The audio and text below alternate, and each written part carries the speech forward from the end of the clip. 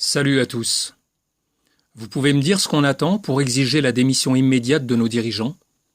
Nos dirigeants qui ont violé le droit international en engageant une guerre illégale contre la Libye, qui ont fait bombarder la population libyenne, qui ont commis un crime contre l'humanité et qui veulent maintenant faire de même en Syrie?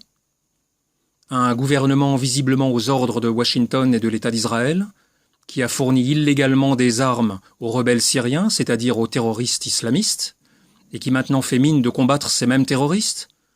Mais attendez, mais c'est quoi ce cirque? Pourquoi le gouvernement français est-il aussi obsédé par la question syrienne? Pourquoi veut-il absolument intervenir en Syrie pour renverser le gouvernement de Bachar al-Assad? Qu'il traite de boucher, de dictateur, mais attendez, faut pas se moquer du monde. Des dictatures sanglantes, il y en a dans le monde, oui, mais plutôt du côté de l'Arabie Saoudite ou du Bahreïn, mais certainement pas en Syrie. Quel intérêt a la France à intervenir au Moyen-Orient? Ah, évidemment, si la France n'est plus la France, mais qu'elle obéit au lobby mondialiste, atlantiste et sioniste, tout ça prend son sens. Parce que le premier État au Moyen-Orient qui a intérêt à la déstabilisation des nations arabes, je vous le donne en mille, c'est bien l'État d'Israël. Et là, on touche au cœur du problème.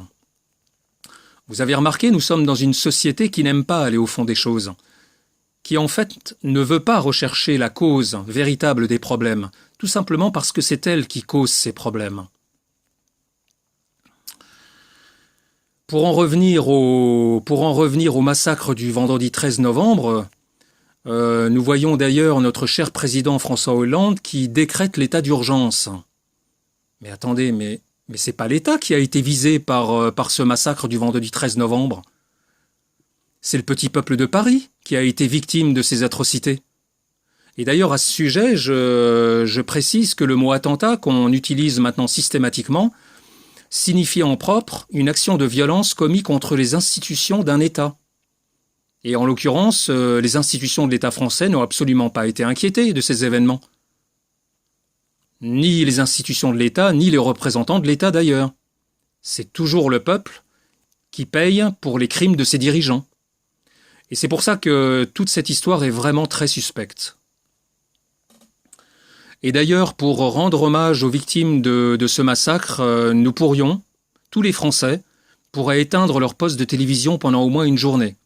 Voilà, je vous lance cette idée, j'espère qu'elle fera son chemin. Les représentants de la dissidence en France pourraient d'ailleurs s'en charger via les réseaux sociaux. Et nous pourrions tous être solidaires et montrer notre solidarité envers les victimes de ce massacre en fermant notre poste de télévision.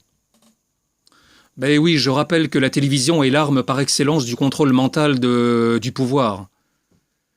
Et je pense même qu'à notre époque, regarder la télévision, c'est quasiment un acte immoral. Tellement elle est l'arme de cette propagande odieuse et vulgaire de nos dirigeants. Il est temps que les Français réagissent et qu'ils se réveillent.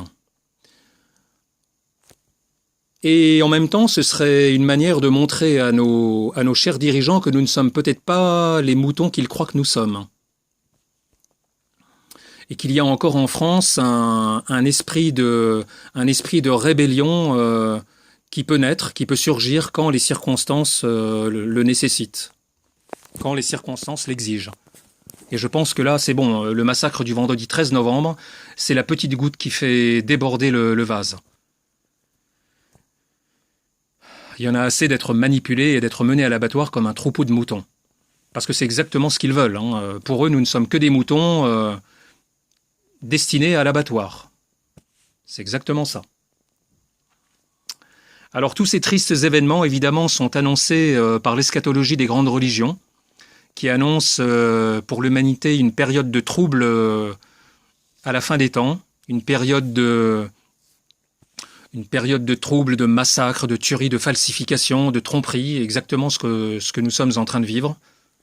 Mais ce qu'on oublie généralement, c'est qu'il doit y avoir une petite étincelle de lumière qui doit survenir, comme par miracle, et qui doit éclairer le monde en annonçant le retour glorieux du Christ du second avènement. Là, je fais référence à des anciennes prophéties chrétiennes qui annoncent pour la fin des temps le retour d'un roi qu'on appelle le grand monarque, qui doit rétablir la monarchie en France et qui mettra donc fin à cette république mensongère et franc-maçonnique qui nous empoisonne depuis plus de 200 ans. Parce qu'en fait, ce qu'il faut bien réaliser, c'est que ce à quoi nous assistons actuellement est moins la déchéance des valeurs républicaines que le dévoilement du véritable visage de cette fausse République. Tout le monde sait que maintenant, et notamment avec les travaux de Marion Sigaud, on sait très bien que les Lumières et tout ce mouvement libéral et avant-gardiste était en fait tout à fait luciférien et sataniste, et qu'il servait la cause d'une oligarchie bourgeoise et financière, dont le seul but est de faire des profits et de mener le monde à sa ruine, en nous imposant un nouvel ordre mondial. Bon, je pense que tout le monde est au courant et que les choses se précisent actuellement. Alors, concernant cette prophétie du grand monarque, on retrouve l'équivalent d'ailleurs dans la tradition musulmane qui annonce la venue du Mahdi pour la fin des temps. Mahdi qui sera le dernier ou le sceau des califes et qui doit remplir la terre d'équité et de justice, je cite le hadith, autant qu'elle aura été remplie auparavant d'injustice. Voilà, pour ma part, je pense que ces deux personnages n'en sont qu'un, vu que logiquement, il ne doit y avoir qu'un seul précurseur du Christ du second avènement. Mais bon, tout ça est un autre sujet. Alors oui, une chose aussi importante, ces prophéties disent que ce grand monarque combattra les fausses religions et les infidèles et qu'il les vaincra. Alors évidemment, il faut interpréter ces prophéties. Il faut interpréter ces prophéties parce que à l'époque où elles sont apparues, évidemment, la religion était assez dogmatique et très sectaire.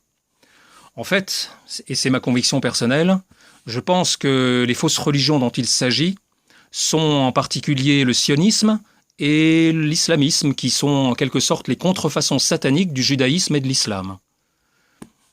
Effectivement, de ce point de vue-là, ça prendrait son sens.